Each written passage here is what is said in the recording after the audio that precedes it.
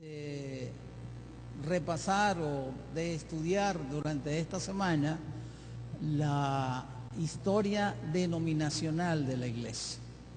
Sabe que en mi caso, a mí no soy muy apasionado por la historia, no me gusta mucho la historia, pero cuando me pidieron hacer esto, recordé que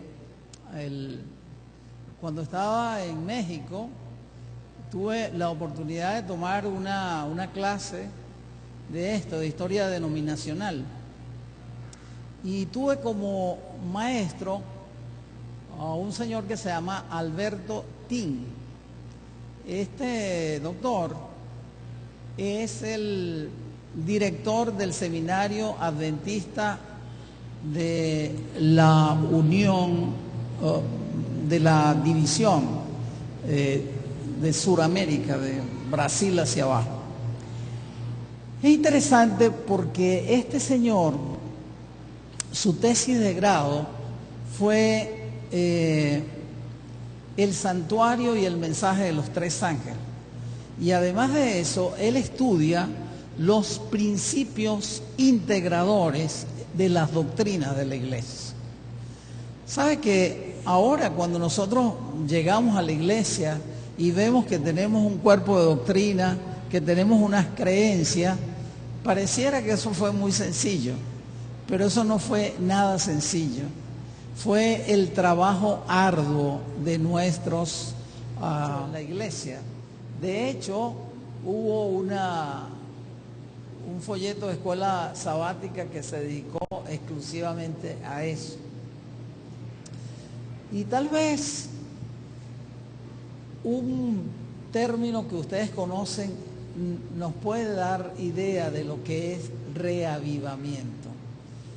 ¿Ustedes han visto alguna vez que se hacen maniobras de reanimación? Y eso es algo que hacen los médicos. Cuando una persona ha estado viva y por alguna circunstancia cae en coma, si pierde la conciencia, le hacen un reavivamiento. Es decir, el reavivamiento se le hace a alguien cuando de ser vivo ahora no es tan vivo. Es sacarlo de donde está para ponerlo otra vez en condiciones especiales. Y la reforma tiene que ver más bien con cómo se hace la cosa diferente. Reforma tiene que ver con métodos, nuevos métodos de hacer las cosas.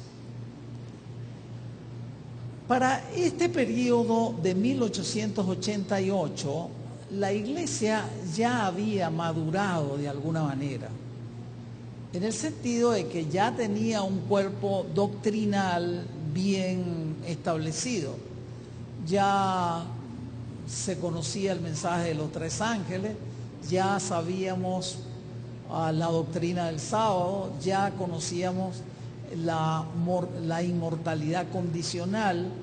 Es decir, había un cuerpo doctrinal ya bien establecido. Y ese cuerpo doctrinal, decíamos anoche, nuestros pioneros lo habían sacado exclusivamente de estudiar las Sagradas Escrituras bajo la dirección del Espíritu Santo. Así que siempre es admirable lo que hicieron nuestros pioneros, porque con solo tener la Biblia y el poder del Espíritu Santo hicieron todo esto que nosotros hoy disfrutamos. Ahora, este periodo de 1888 a 1900 realmente es muy especial, pero muy especial tal vez por un evento que marca direcciones y que nos vamos a enterar inmediatamente de eso. El evento que yo me refiero es al Congreso de 1888 en Minneapolis, pero eso tuvo una repercusión en varias áreas y también vamos a tratar de ver. pero una de las áreas fue que cómo mejora nuestra educación, cómo la actividad misionera deja de ser localizada para convertirse en internacional y cómo dejamos de ser así como exclusivista para dar una visión más holística de hacia dónde debíamos llegar. Finalmente vamos a ver un problema que tenemos hoy en día todavía, si las damas pueden ser pastoras ordenadas o no. Y no vamos a tratar de resolver ese problema aquí, cuando no lo ha podido resolver la Conferencia General. Pero vamos a ver cosas que ya pasaban en la época, en este periodo que estamos estudiando. Bueno, este congreso de Minneapolis, cualquier adventista ha oído hablar alguna vez, aunque sea tangencialmente, de ese congreso, que seguramente fue uno de los congresos más importantes que ha habido en la historia de la Iglesia Adventista. Y ya ustedes van a saber por qué fue importante. Bueno, se dio en una ciudad muy especial, una ciudad muy rica por las fuentes de agua, así que es muy rica en agricultura, tiene una belleza natural muy grande, y allí fue donde tuvo lugar ese congreso. Pero lo que hace especial el congreso es por el tema que se presentó. Y el tema que se presentó fue la justificación por la fe. Es creer que Cristo es lo único necesario para salvarnos y que no hay forma de que nosotros nos salvemos sino exclusivamente a través de la fe en Cristo Jesús.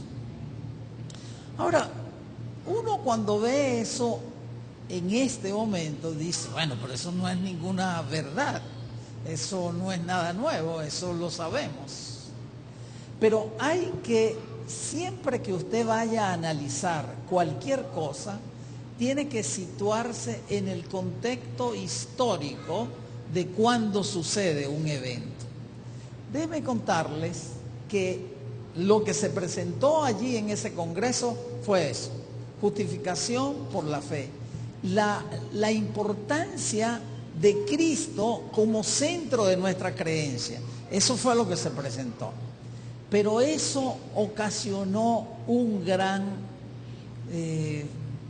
no sé qué palabra decirle, pero podría ser un alboroto, una división, a tal punto que el propio presidente de la Conferencia General en ese momento renunció. De alguna manera hubo divisiones. Ahora, les decía que uno tiene que entender qué era lo que estaba pasando en este momento. Sin duda, esta iglesia, ustedes entienden que cuando uno lee Apocalipsis, dice que es la que tiene la paciencia, que guarda los mandamientos y tiene la fe de Jesús. Así que para nosotros siempre los mandamientos han tenido una importancia capital. Es decir, la ley moral tiene mucho que ver con nuestra filosofía y con nuestras creencias.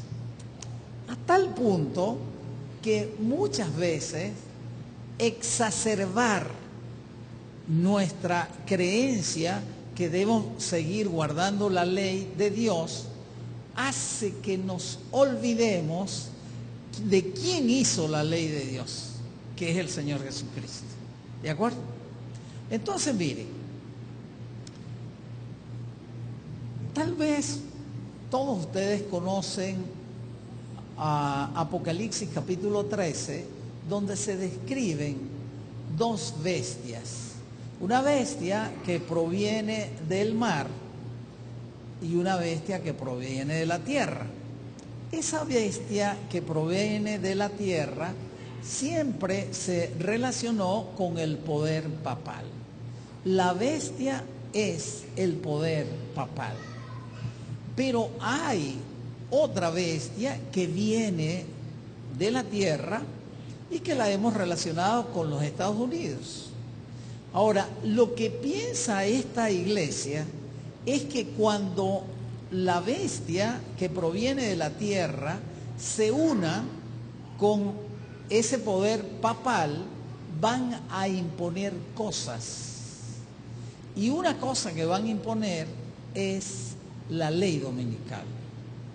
Y a eso es lo que se llama la marca de la bestia. ¿De acuerdo?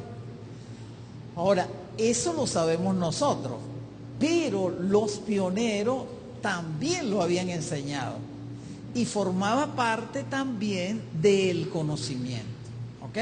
Ahora mire, resulta que para esta época un senador de los Estados Unidos había colocado un proyecto.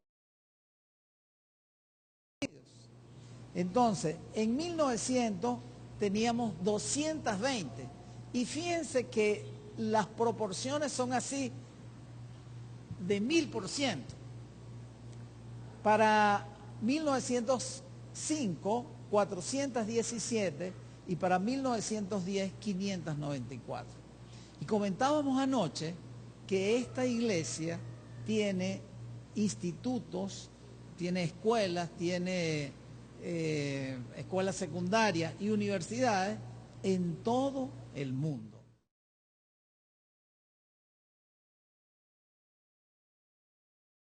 Es la salud, aparte de la predicación.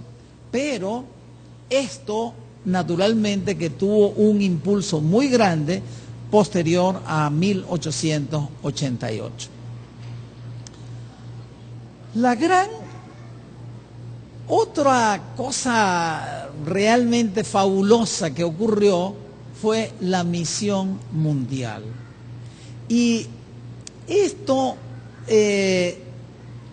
tuvimos que evolucionar como iglesia. No sé si anoche yo comentaba que la iglesia al inicio era una iglesia muy limitada. Y el término que se ha utilizado es la puerta cerrada. Entre 1844 y 1850 se creía que el mensaje era exclusivista, era para ellos únicamente, y que las demás personas no tenían chance de salvarse. Para 1850, entre 1800 y 1874, se llama la puerta parcialmente abierta. ¿Y cómo fue que se creó esto? Ya no era exclusivo de los pioneros, sino que se pensaba que ese mensaje era ahora para todo Estados Unidos.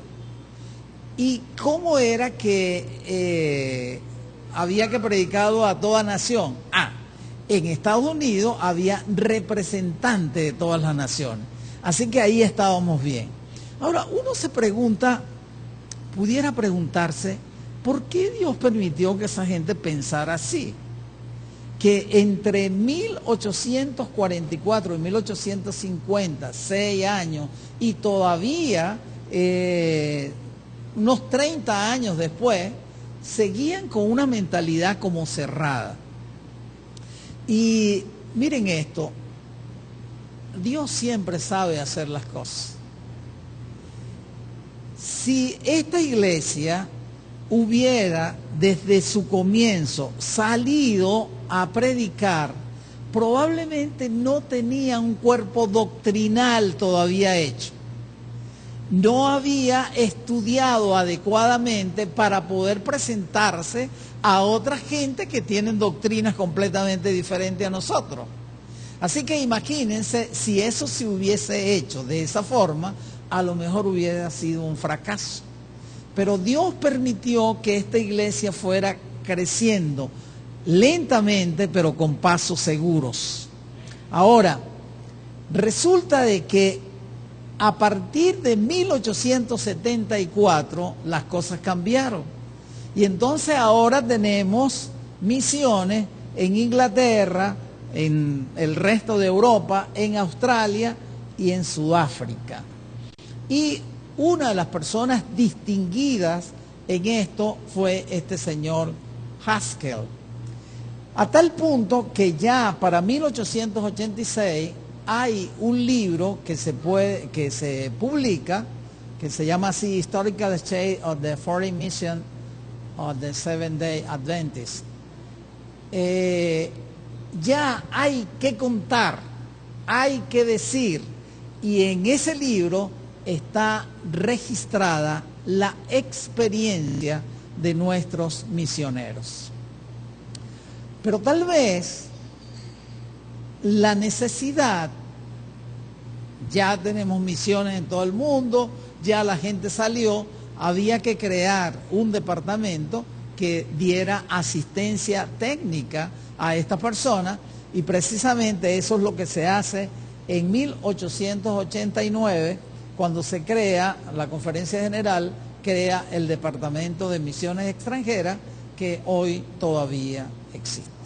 De tal manera de que hubo también una evolución bien interesante, producto de lo que está pasando en nuestra iglesia, y entonces este mensaje debe ser compartido, ya no ahora con Estados Unidos, sino con todo el mundo.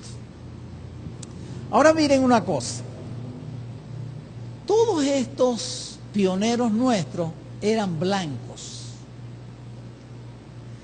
y no teníamos negros, lo que quiere decir que como que había cierta discriminación, a lo mejor sin querer queriendo.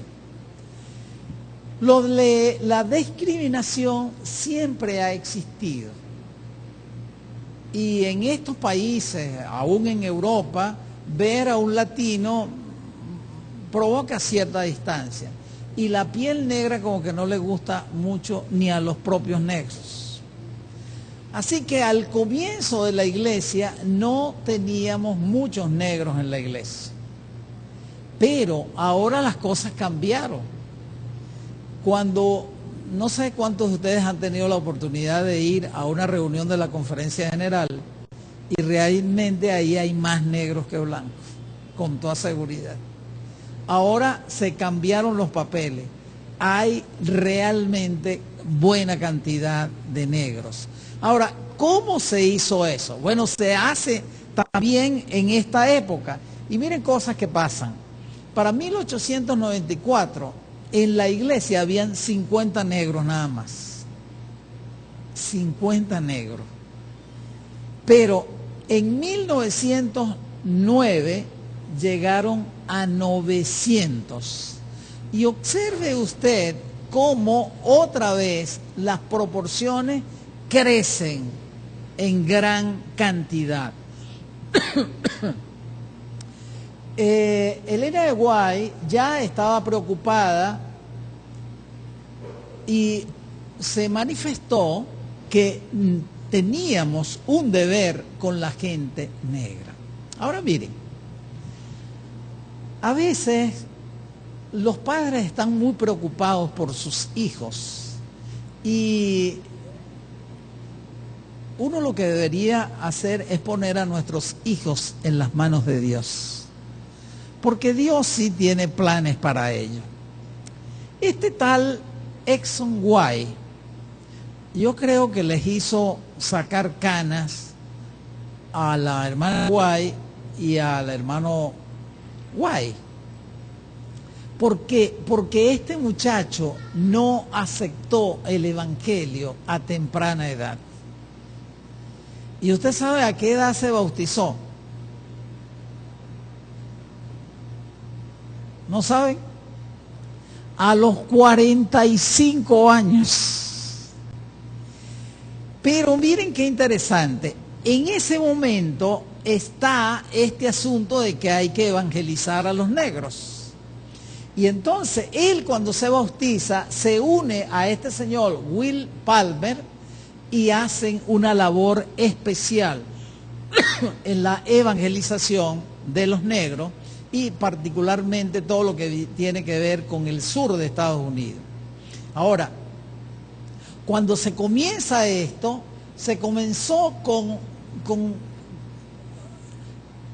ingredientes educativos que antes no había. Y fue que en 1890 se crearon dos institutos importantes, uno en Nashville y otro en Orchard Hood. ¿Y qué eran esos? Esos institutos eran institutos técnicos, sitios donde se aprendían trabajos, y esos trabajos fueron precisamente para negros.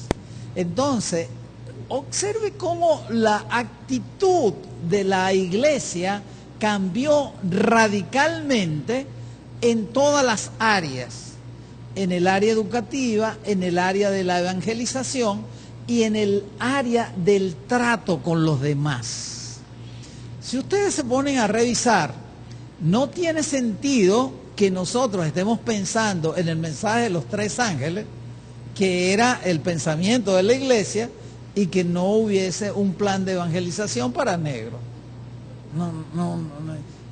No tiene sentido. Pero precisamente en esta época, en la época que estamos considerando, 1888 a 1900, ocurre todo este movimiento que realmente debemos sentirnos orgullosos de todo lo que pasó y que eso ocurrió a partir de ese congreso importante de 1888 que fue en la ciudad de Minneapolis. Vamos a considerar también esta situación. Ciertamente, como que tenemos resistencia. Yo digo tenemos porque es lo que uno siente en todas partes. Resistencia a que la mujer sea una pastora. Y en algunos sitios donde hay pastoras, lo vemos como raro. Ahora, uno debería preguntarse si realmente una mujer puede estar capacitada para hacer la función que hace un pastor. Y entonces, ahí hay mucha tela que cortar. Entonces tú dirías, bueno, si una mujer es soltera, no debe haber problema. Pero si tiene esposo, a lo mejor hay problema. Pero hoy la mujer ha entrado en el aparato productivo de donde no la va a sacar nadie. Y ha entrado precisamente porque es capaz. Las mujeres son capaces de cualquier cosa, incluyendo predicar el evangelio. ¿Qué es lo que hace especial a un pastor? Bueno, yo creo que es una persona consagrada, que es una persona que se dedicó a estudiar la Biblia y que la puede presentar, se le dio las herramientas o tiene el don de presentar, de educar, de enseñar. Y yo me pregunto, ¿eso lo puede tener una mujer? ¿Sí o no? Totalmente, totalmente. Yo no tengo ninguna duda de eso. Ahora bien, resulta que para ese momento que estamos hablando, las mujeres hicieron una labor realmente fabulosa. Por ejemplo, ¿será que desde el punto de vista de la influencia, entonces,